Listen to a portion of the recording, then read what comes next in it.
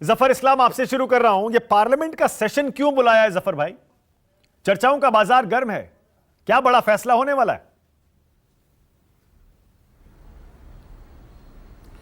देखिए, जितनी जानकारी इस वक्त है उसके बेसिस पे जाहिर है कोई इम्पोर्टेंट डिबेट डिस्कशन जो पार्लियामेंट्री अफेयर्स मिनिस्टर हैं उन्होंने जो बोला है, अपने ट्वीट में लिखा है, उसके हिसाब से कुछ अच्छे इम्पोर्टेंट इश्यूज पर डिबेट डिस्कशन होना है। ऐसा हो रहा है बार बार कि आप देखिए जितना भी सत्र हो रहा है, ये जो गठबंधन है वो कहीं ना कहीं इस फिराक में रहता है कि उसको सदन को चलने ना दे।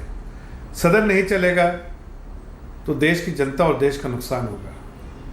इस बात का एहसास मैं समझता हूँ उन लोगों को नहीं है, लेकिन इस बात का एहसास हमें दिलाना है। और इसलिए जब नए स्पेशल सेशन आएंगे तो जाहिर है उसमें बहुत सारे इंपॉर्टेंट इश्यूज जिसका डिस्कशन होना चाहिए था वो होगा। और हो सकता है कोई बिल भी आए, हो सकता है नहीं आए, मुझे इसकी ज़्यादा जानकारी नहीं है। ओके, मैं समझ गया। लेकिन जैसे जैसे नज़दीक आएगा सेशन होता है उसको क्लैरिटी होगा। लेकिन आज मुझे लगता है कि वो अपोजिशन बेंच जो हर सत्र को कहीं ना कहीं ये कर देते हैं, उसमें डिस्कशन नहीं करते हैं, इस सत्र का स्वागत करना चाहिए। सरकार खुद से इनिशिएटिव लेके उनको बोल रही है कि स्पेशल सेशन बुला रहे, आप आइए, चर्चा करते हैं। बिजनेस एडवाइजरी कमेटी में जाहिर है इसका डिस्कशन होगा। There will be meeting of minds in terms of कौन से सब्जेक्ट को, कौन से इश्यूज को वहाँ पर सदन में डिस्कशन किया जाए और उसके बेसिस पे सदन पे चर्चा होगी। अच्छा होगा, बहुत अच्छा होगा, प्रोडक्टिव होगा, कंस्ट्रक्टिव होगा। और देश के हित में अच्छा होगा। मैं समझ गया। लेकिन आमतौर पर, जैसा मैं कह रहा हूं, आमतौर पर ऐसा स्पेशल सेशन, विशेष सत्र नहीं बुलाया जाता है। कुछ खास है, कुछ बड़ा है, चुनावी साल है, आपको पता है। 3-4 राज्यों के असेंबली इलेक्शन है, अगले साल लोकसभा इलेक्शन है, 7-8 महीने उसमें बचे हैं। कुछ तो बड़ा होने वाला है, लेकिन आप बता नहीं रहे जफर भाई, और मैं आपकी मजबूरी समझ रहा हूं। एक प्रवक्ता अगर टीवी पर आकर बता देगा तो मंत्री क्या करेंगे, सरकार क्या करेंगे? नहीं, देखिए ऐसा है ना, थोड़े से तो दिन बचे हैं, 18 दिन उधर और इधर कुछ 2-3 दिन। अभी पता चले 20 दिन में सब पता चल जाएगा। ओके, 20 दिन बस मात्र इंतजार कीजिए, सारी जानकारी हो जाएगी क्या उस सदन का कितना बड़ा देश को फायदा हो रहा है। ठीक है, ओके। संजीव श्रीवास्तव। संजीव, तो राहुल गांधी अपनी प्रेस कॉन्फ्रेंस में आज गौतम अडानी का मुद्दा लेकर सबके सामने आए थे और ये प्रेस कॉन्फ्रेंस आपने खुद देख ली। जफर इस्लाम, आपको मुझे मौका देना पड़ेगा इसका जवाब देने के लिए। जफर इस्लाम, राहुल गांधी की स्ट्रैटेजी मुंबई की बैठक शुरू होने से पहले ही क्लियर है, अडानी का मुद्दा नहीं छोड़ेंगे।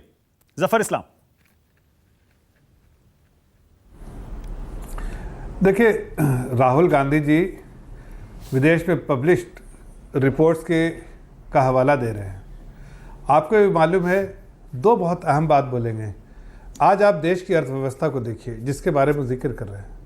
देश की अर्थव्यवस्था उन्होंने कमज़ोर छोड़ी थी, आज बहुत मजबूत स्थिति में है और तेज़ी से आगे बढ़ रही है। देश की सफलता के बारे में पूरे दुनिया में चर्चा हो रही है कि चंद्रयान पे गए, हमारा सेफ जो और सक्सेसफुल मिशन रहा, और नीचे अर्थव्यवस्था बहुत अच्छी चल रही है। ऐसे में ग्लोबल कैपिटल जो है हिंदुस्तान में 21 बिलियन आता है। दुनिया के हर बड़े बड़े जो टॉप क्लास इन्वेस्टर वो हिंदुस्तान में अपना पैसा डाल रहे हैं, और एफडीआई भी है, वो 17 बिलियन, रिकॉर्ड, दोनों चीज़ रिकॉर्ड हाई है।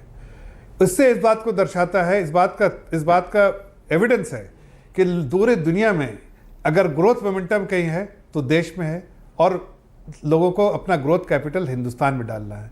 ऐसे में जाहिर है कुछ ऐसी ताकतें हैं दुनिया में जो देश की अर्थव्यवस्था को, बढ़ती हुई मजबूत अर्थव्यवस्था, जिस मुल्क ने हम पे राज किया उसको पछाड़ के हम आगे 5वें स्थान पे गए, और उसके बाद 3रे और 4थे स्थान पे को भी हम जल्दी जो है 5वें और 4थे स्थान को पार करके 3रे स्थान पे रहेंगे।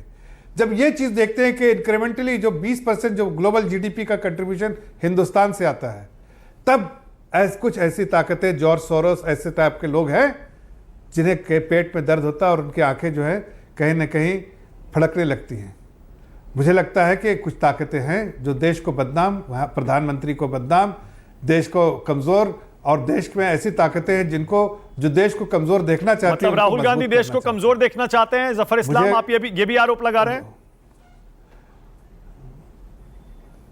मैं ये कह रहा हूं कि कुछ ऐसी ताकतें दुनिया में हैं जो हमारी जो बहुत ही अच्छी स्थिति है उस स्थिति को देख के उनके पेट में दर्द होता है। उनको कहीं ना कहीं इस बात से तकलीफ है कि हिंदुस्तान जो है सारे उम्मीदों से बढ़कर और एक टेम्पलेट बन गया है दुनिया के कई इंस्टीट्यूशंस के लिए कि ग्लोबल क्राइसिस जो नहीं, मतलब राहुल गांधी भी उनमें है ना जिनके पेट में दर्द हो रहा है, आप ये कह रहे हैं ना? उसके बाद यूक्रेन तो वही कह रहा हूं, वो सब होने के बावजूद देश की अर्थव्यवस्था बहुत मजबूत है।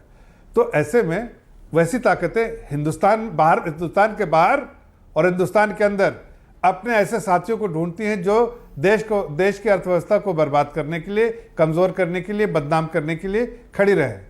तो उन ताकतों के साथ जुड़ती हैं। अब वो ताकत कौन है, क्या है, वो आपको आगे आगे धीरे धीरे समझ में आएगा। मनोज सिंह काका, लेकिन जॉर्ज सोरोस जैसे ऐसे बहुत सारे लोग हैं, ठीक है, जो देश को कमजोर करना चाहते हैं। और दूसरी बात, एक लास्ट बात कह रहे हैं, हाँ। ये हमारे छोटे भाई कांग्रेस के जो प्रवक्ता हैं, उन्होंने कहा, मैंने कहा 20 दिन 4 दिन, जरा सुन के बात कीजिए। कान में अगर पट्टी लगाए हुए है, ठेपी लगाए हुए है, तो उसको निकाल के फिर बात कीजिए सुन के। मैंने कभी नहीं कहा, और रिकॉर्ड देख लीजिए, मैंने कहा कि 18 दिन, अभी 2 दिन इस महीने के 20 दिन है। आप समझ में आ जाएगा। चलिए ठीक है, कोई बात नहीं, चलिए।